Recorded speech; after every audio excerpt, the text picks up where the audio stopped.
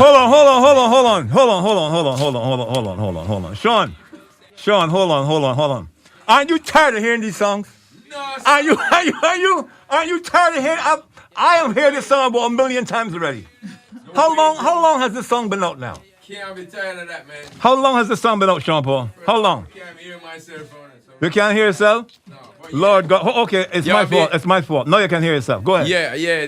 All right, we recorded this in 1998, and then it broke in 2000 abroad, and then it just. So, is there any song of yours? Yeah. While you're in the shower, that you says, listen, I'm tired of hearing this thing. No, dog. None at all. Nope. Lord God, have His mercy. Okay, here we go. Sean Paul. So then- Caribbean Fever 107.5 WBLS original Rude Boy Dahved Levy rocking you. Smack that mill. We've got Sean Paul in the house. Sean Paul. Yo. You're performing Wednesday. Yeah, Wednesday, Webster Hall, bro. Webster Hall Wednesday night. Yes, sir. Aren't you tired? So which one you like the best? you like recording in the studio best, or you like performing live the best? Both of those give me the most energy. That's what keep me in the business. But Both of those. What gives you the edge? Which one is the edge? Both of them. Sometimes I can be in the mood just to perform for a couple months, and sometimes I could be in the mood just to be in the studio for a couple months. But those two elements of the business is the best part for me. Best part. Now, you had COVID. And I know that you ran hard away from COVID. Run like I don't know what to tell you. So I run like, I ran, bro. You ran. Yeah. So what made you slow down now? Because COVID is still out there. Yeah, but I kind of feel more comfortable with the protocols and I have my little something them and right. I spray. I keep cleanse and these things. You know what I mean? Okay, look, let's start off the night you come. You spray and I spray. Yeah. I always stay clean and Everybody stay good. Don't pass it on and all these things. But yeah, I got asthma, so I was very cautious with it. So you didn't get sick at any time? No. Thank God. But at any time, did you think that you were getting sick? Yeah, enough time. I sometimes I buck my toe. I was like, damn, I got COVID. You know what I mean? I get hypochondria like that. So yeah, they had me for a little bit, in terms of just the news and all it was. And yeah, I had people that got it and got really sick for months. Right. And R.I.P. to some who passed. You know what I mean? Some passed away. Some passed away too. With us now, just keep their memory going and life goes on and. Well, we give thanks for life, straight. You know what I mean? Now, as the last time I interviewed you, we talked. You could not come or you wouldn't travel. Yeah. So we talked on the phone. Yes, sir. And I asked you a question that everybody asked me. Why did I ask you that? Okay. I asked you about your mom and swimming. Yeah. and a lot of people don't know that you are a professional swimmer. Yeah, man. Swam for Jamaica in Carifta Games 2 times. One in '89, summer '89, and the next one in summer 1991. Have bronze medals, you know what I mean? Uh-huh. Those were my the big accolades. But I went to many different water polo and swimming events in the Caribbean and your Florida. mother's the one who pushed you in that direction. My mom's and my father both swam for Jamaica as well in the '60s.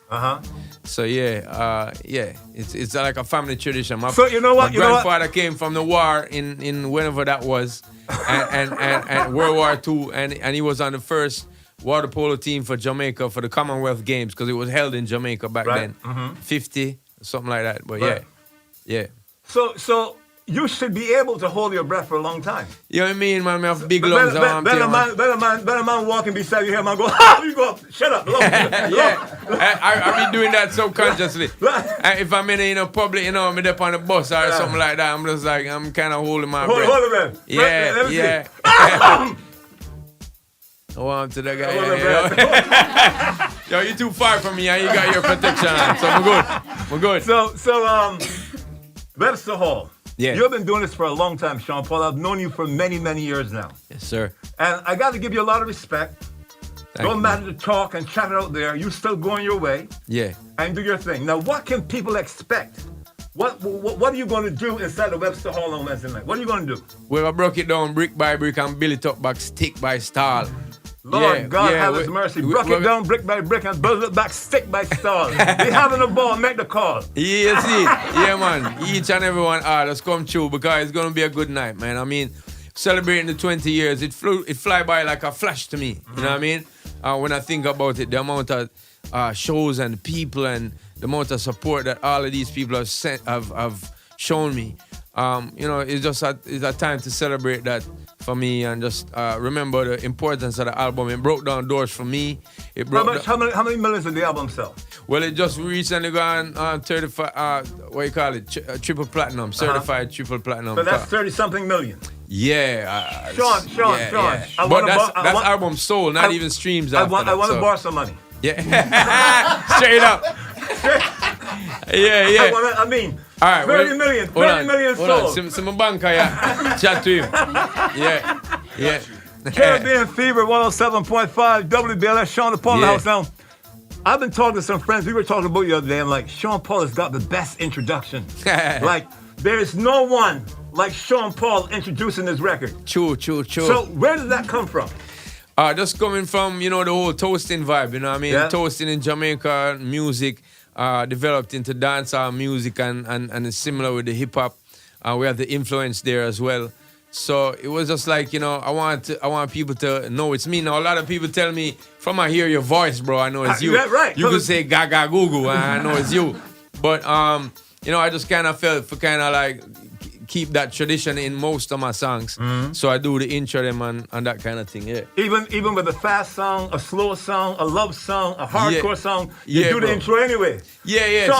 Sometimes I leave it empty because sometimes I have to clear the palette, you know what I mean? But my style is to definitely intro the thing. You know, recently you were in part of a little bit of controversy with this whole reggae thing, and the guy. We talk about it. We talk about everything. The guy. We could talk about it. Okay. All who want to chat about it. Stone, who was name? Stone Bwoy. Stone Bwoy. Yeah. Lord God, I can imagine as Rory hears Stone, he's like, thank God it's Stone Bwoy and not Stone. And that's Stone Love. And that's Stone Love. Yeah, man. So he's saying that reggae music belongs to Africa. No, when you take it in a certain context of how he said he meant it, because it's my brethren. Right. My brethren too. So imagine you have a brethren that you hear something about and you're like, damn, I gotta pick up the phone and call this G. Right. So I pick up the phone and say, yo, Stone, what that you talk, man? And he said, boy, people get it misconstrued. And I was like, I never read the statement. Just somebody tell me about what you said, and I think that's wrong. And he said, would I come on the air on his live? And we did. I went on his live for about an hour. And then after that, there's headlines that came out said, I support him. Right. Now, if you listen to the live for over the hour, you would hear me say things like, there's no way you could say that dancehall it was developed anywhere else but Jamaica. Right. Dancehall and reggae. But and he agreed to it. Mm-hmm. And then also there was things that I said like, there's no way you can argue that jazz music is an Afrocentric music. And he said, yeah. And I said, but there's no way that you can say it belongs or comes from Africa. No, what he was saying is that when we hear these songs, especially dancehall music, and we hear these, these syncopations and these different African kind of sounds that do permeate into our culture, because a lot of African, what can I say, culture is in Caribbean culture. Right. Yeah, then you can understand, say, yo, he was like saying, I feel it's like my own. But it's the way how he said it. Mm-hmm. And a couple other things he said that came off as arrogant. So I never did agree with him saying, oh yeah, it's African. I was showing people different instruments that I saw when I went to Cameroon as well, called Cash Cash. That was kind of like, it has a lot of different beats and syncopations in it. Mm-hmm. And it sounds like a lot of stuff that we do. I'm not saying it is that, but I'm saying it's influenced from that. And it's a definite truth. I mean, all music influences each other. There's different influences in many different things. Bob Marley himself was influenced by Curtis Mayfield very heavily. Mm-hmm. But does his music sound like that? No. It evolved into something different. So I just that media say, but the headlines took it in a different way for the clickbait, and you don't know. Yeah, but I just sat there through the whole like. Well, I'm glad you asked me, because I can set it straight. But you know what? Also, when a lot of talk was out there when the white gentleman or when the white group won the Grammy. Yeah. Everyone said, how can a white group win the Grammy? That's because our music is getting bigger than the territory that we are a few million people. Our music is now being listened to by more millions of people and billions of people. They must produce it. Just like when hip-hop come from an area like Bronx, and then it escalates to Queens and Brooklyn and New and York, then it goes south, and then it goes, and it's in Paris, and you know what I mean? They're producing their own hip-hop type of artists in London too, and it spawned music like grind. So Grimes, so I think that the question is, what I was trying to say is I'm not gonna let a media headline break the connection apart. Right. The connection is between me and that artist as brethren, and also our music as cultural ambassadors. Cultural ambassadors, and also cultural cousins, bro. Right. You know what I'm saying? So he influenced me, I influenced him, same way. Same way. So I just want to big up the fact that dancehall music and reggae music has been a very influential force throughout the earth right now in this modern time.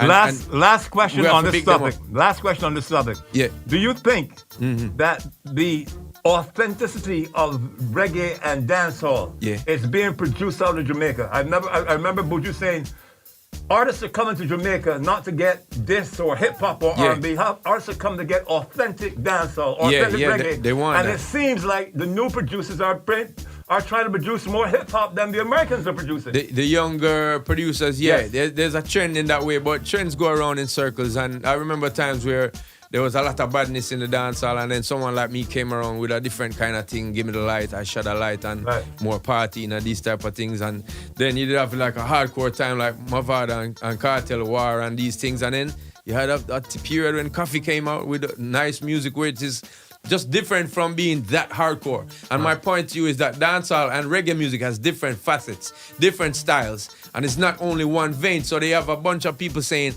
maybe grassroots people saying it's not dancehall unless it's hardcore and it talks about this. It's not reggae, but that ain't true to me. Okay. To me, it encompasses a lot of different things. We got Sean Paul in the house. Let's get Sean Paul a big yes, Sean Paul.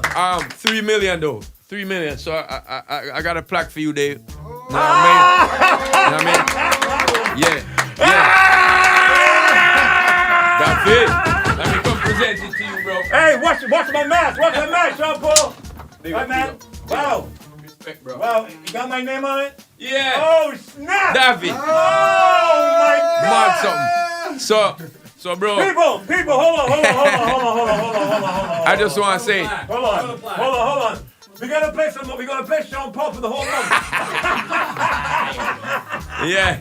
Okay. I just want to say, respect you because you've been somebody who's been upholding the culture. Before I even came in making records, I heard your name, that you were somebody who would help to break our records in different spots. And it's been 20 years now. I'm just commemorating who was there in the first footprints for me. And you was one of them, bro. So my respect. Thank you very much. Thank you very much. Salute. Remember, I asked you if it was him that lived in Barbados. Yeah. But remember one time I rolled into Barbados and a guy said to me, Sean Paul is at the airport. Yeah. I went to the airport, there was no Sean Paul. Then we went downtown and we were hanging out in the club all night long having a good time. Yeah, man. A lot of respect, a lot of fun, and it was good. So let's do Caribbean Fever 107.5. I got some very special friends in the house. We're gonna talk about a special documentary too. For sure. Sean Paul, you wanna hear this? Yeah, man. This is no Milli Vanilli documentary. This is some Bob Marley deep stuff we coming with. Here we go. Okay, let's get some more Sean Paul. Sean Paul. Pepper. How much hits you got? Quite a few, sir. How many hits you think? If I said Sean Paul, tell me how many hits you got. More than my finger, them. More than my fingers. More than your fingers and your toes. I got 20 songs in the top 20. 17 songs or 20. There you go. I got about 20 songs in the top 20. About 17 songs, yeah. 10 or 15 in the top 10. Yeah. Wow.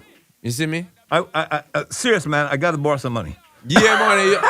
Steve got you right here, my financial banker there. Financial bank over there. Caribbean Fever 107.5 WBLS. Sean Paul, where are you performing on Wednesday? Wednesday night will be the legendary Webster Hall, sir. You know what I mean? Big vibe over there. Great vibes been there before me, and I intend to keep the spirits and the standard up to the top. As I said, let me give you something about Webster Hall. Brick. Let me give you something about Webster Hall. You know, I went to City College, and when I went to City College, I got into doing parties, was on the radio station and everything. My friend Neil Blyden invited me down there because Prince was performing there. Wow. When I got there, I saw Prince. Yeah. I saw his mother. Yeah. Saw his father. What? Saw all his friends from Minneapolis. And he rocked that place. Mad. So that was how many years ago? And now you are going in I saw George Clinton there, this one there, that one there. Now for put all of my energy in So that now one. you have to back up Prince. Yeah, may I tell you, I gotta be as brilliant as they were, and that's a big hard step to deal with. I'll tell you a funny story about Prince, you know. One time when I was, 2006, my song Temperature is biggest song in the world. Right. I'm at one of these events and there's a chaperone lady with me. She's treating me very nice, walking with me everywhere. And, nobody that came around was she businessing with but me. She just was, fixing me up and making sure I look good to the whole crowd. And then all of a sudden, I heard her screaming. And I turned around and I'm like, yo, what's wrong with you? When I look, Prince is walking in with his swag and his afro. And she was like, she forgot about me for about a good minute. And she fell at his feet and I was like, damn, I want to be like him. So yeah, big up I still got to feel, I still got a while before I could feel the shoes, but I'm going to try in Webster Hall on Wednesday and see what I can here's bring what up. I want to do. I want to play a Prince record. Yeah. And then to bless the place for you. Right? To bless the place, and then from the Prince record, we're going to come back into Sean Paul. Mad. How is that? Yeah, man. Dubs Cry can Caribbean go on. Fever. Mix Dubs Cry with Give Me the Light. I'm good with that, Mix man. Dubs Cry with Give Me the Light. Lord God, have His mercy. So let's Dubs Cry and Give Me the Light. And you know what? After that, I went on tour. I went on a mini tour with Prince. I did New York. I did DC. I did Philly. Yeah. Because my friend from school was one of his sound engineers. Boy, big up to him. Yeah. R.I.P. I never know that. Yeah, man. Caribbean Fever 107.5 WBLS. Dahved Levy rocking you. Let's go. Caribbean Fever 107.5 WBLS. Sean Paul in the house. Sean Paul, which one comes first? Does the music come first? Beat comes second? Do you write the lyrical content first? Then you go into the... How does it work? For me, ever since I started to record, I listen to the rhythm first. The rhythm kind of tells me how to match up with it. You know what I'm saying?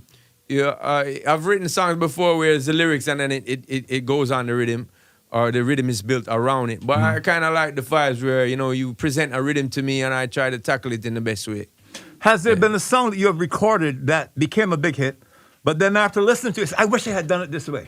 I want to tell you, Give Me the Light. Now, I know it's a huge song and everybody loves it, but it was only 2 verses. And at the time, there were songs, by Nelly, the rapper. Right. Love you and I need you. And it was just, it was all so beautiful. And I was like, damn, I feel like I should have done more. But people, sometimes less is more. Right. But people enjoyed my single as well. So, and it became a hit too. So, Give Me Light was one of them. But arguably, if I did more to it, it would probably be ruin the vibe. It would probably, Okay, Sean Paul, put on your headphones. Put on your headphones. Put on your headphones, Sean Paul. Okay, we're at number 2. We're now going to go to some bonus rounds. And what we're going to do, we're going to play some rhythms. And we're going to see if Sean Paul going to talk on a rhythm. Now, he's not known for coming off the top. But, you see, that's what I'm saying. You see, that's what I'm saying right now. Ladies and gentlemen, New York, New Jersey, and Connecticut, people listen all over the world. I said just now to Sean Paul that he's not known for coming off the top. You serious? Who tell you that? Who tell you that? You're a madman or what? So, we're going to play some rhythms. I want Sean Paul to give me some intros like you've never heard it before.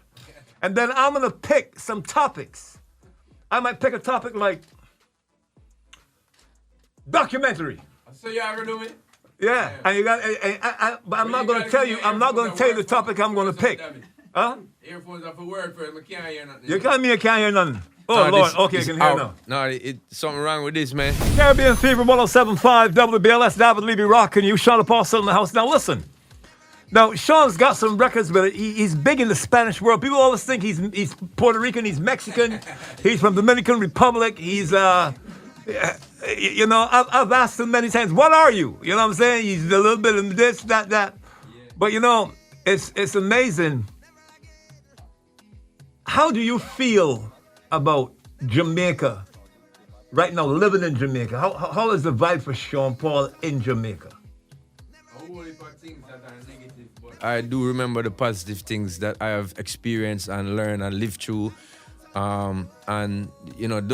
Those times are more important and has impacted my mind and my life in such a deep way that the negative things I am seeing around them, I'm working around them, I'm building through them and hoping to, take part in the history and bring some of the younger generation to that mindset that I have, which has helped me to last for quite some time. We had a situation with Takeoff down Yeah. Texas and Atlanta. Yeah, man. When you heard that and you saw the video, what came over you? Break my heart, man. I mean, I worked with the group. I did a song called Body with them for Dan Carleone. It came on my EP in 2017, and that was before Body and Bougie broke. And, you know, at first I didn't think, you know, working with a group, sometimes it's hard to get everybody in one room, and I didn't think all of them would come. They came through with weed and girls and vibes, and, you know, I actually thought he was the oldest one because he was the one that came up to me and said, we should exchange numbers. And he was a very humble dude. You know, a lot of times we exchange numbers in the business with different artists, and you text them and them no text you back, or them too busy, and he would always text back, and so it really was a shock. And You know, just RIP to him is a great loss, because the group itself, all of them have different attributes that really support each other. right. But him and Offset to me are really great rappers with a new style, a new flavor, the tone of them voice. You know, Quavo has a different swag as well, and so I really like the group itself. And they've been going through things, you know, not really moving together, so to speak, as before. And so this coming unfortunate, you know, I mean, anytime a young brother like that lose his life to something that is so Trivial. yeah, trivial. As playing dice. Yeah, it just shows you that we all kind of need to wake up. We all kind of need to grow up. There's no way that being such an influence in life that you know, we lose these type of people so easily. And Now, so it's I unfortunate. know that you're not out there with your philanthropy, and you're not out there doing it, but talking about it. Yeah. But I know you do a lot of stuff behind the scenes. You and your family, your For brothers, sure. you do a lot of stuff behind the scenes. Yeah. Growing up in Jamaica, you cannot help but do that, especially where I come from, uptown. You know, you see the disparity, you see the difference in life. You know, I have friends that live in mansions and I have friends that live in zinc fence. And I was like, yo, you know, we speak about the same things. I want to say that again, because I don't think that a lot of people hear or understand what you just said. You said you've got a lot of friends that live in mansions. Yeah. And also you've got a lot of friends that live in zinc fence. Zinc fence. Tell which them is what a zinc fence is. aluminium zinc. It's like those are the walls and the roof. Right. And so if you know it, it's a very thin metal. You know. Then the rain comes down, it makes a certain noise on the batters galvanized. on it, and it goes underneath the thing, and mud run through underneath your bed. Right. I've been into dwellings like that. They can't call it a house. Right. But I've been into dwellings like that, and me and these G's sit down and talk and reason and tell you a story. Daddy Gun, rest in peace. He was the person who started Dutty Cup crew. He kind of let me into the group, and you know, I went to his dwelling, and his father was picking ackee. Ackee is a fruit that we in the Caribbean, well, in Jamaica, we pick and we cook it, and it's our national dish. And you have to pick it at the right time, if not, it will poison you. Yeah, when it opens up fully. So anyway, he was picking the ackee, and his father was picking the ackee, and, you know, they were doing it up while we was around the front freestyling and trying to, you know, develop our craft. And when the food was ready, him come and give everybody a bowl, a calabash bowl, and him give me one. And I thought to myself, you know, boy, I've been uptown in houses when it's dinner time, them run you and say, we don't have enough dinner for you, you know, you have to cut.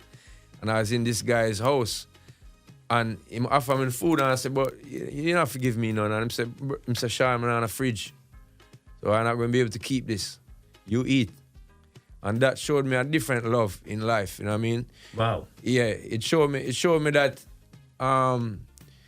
there's barriers in how society is structured, but we being real people can break it down and come to the bare essentials. As I said, the people in the mansions, they sit down talking about the same things as these people in a zinc dwelling, and I just feel that, you know, each person needs the same chance. So I've always wanted to be the person or a person that comes to make a difference in terms of taking part in the history and helping people out where they can make a difference, but they haven't been given a chance. I got one more thing to ask you before you go. Yeah. So, you know, being around a lot of artists, they always got to bring stuff home to their community. Yeah. Man sell sneakers, a man sell Barrels and food it seems like food and not only to their immediate family but extended family, me friends, the entire community. Yeah. Has that gone away? Hasn't. Or is it as strong as it used to be before?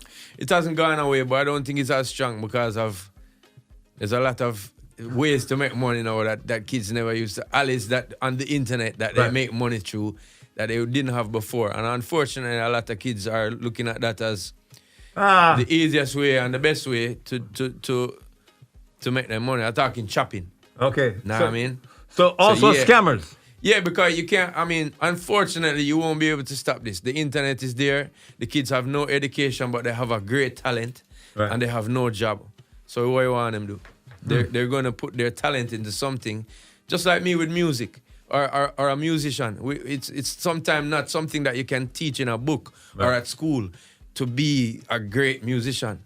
Some musicians I know didn't study under the classical method of studying. They heard it, felt it out and bring forth even more beautiful music. Right. And so, when the kids have that talent, they know they can talk the talk. It's going to be hard to stop people from doing that. Do you ever feel pressured by the community that surrounds you to give more, to do more? Yeah, because you are an uptown guy. There's always needy hands or people that need the help. And so I try to sift through. There's people who come to me, I might give them something, and you see them come back regular. And there's some people that come to you, and you don't see them for 10 years. And when you see them back, they praise me. They will come and say, yo, you changed my life. You gave me the opportunity to work 2 businesses at one point where I didn't have the chance to do that before you came along and do what you did for me. And so those are the people that make me feel good. The people that keep coming back to me, I feel like I'm spoiling, so I'm kind of easy off. You know what I mean? If you have to come back so much time, it's not me alone can help you. Maybe it's you that have to step up your game. Don't let me give you a fish, but also let me teach you how to fish. Yeah, exactly. Caribbean Fever 107.5 WBLS. Sean Paul up in the house. I know you got to go, Sean Paul. Yes, bro. You're eating ackee. You was eating ackee earlier. You're eating ackee without the saltfish. So listen, Sean Paul, thank you very much. Yes, once again, Wednesday. Give thanks. Yeah, Wednesday night. Where are we? See you on Wednesday at the Webster Hall. You don't know, a big bad show coming up on Wednesday because we're celebrating the Dutty Rock album that helped to put me on an international level. And before you go, you got to take a picture with this and you got to do a new drop for me. Yeah, man. Because that drop now is about 32 years old. Whole thing that, man. Yeah, whole thing that. But this is intact. Everybody go, damn. Yeah. Okay, so Caribbean Fever, Sean Paul got to get out of here. Let's get into this first. Let's get into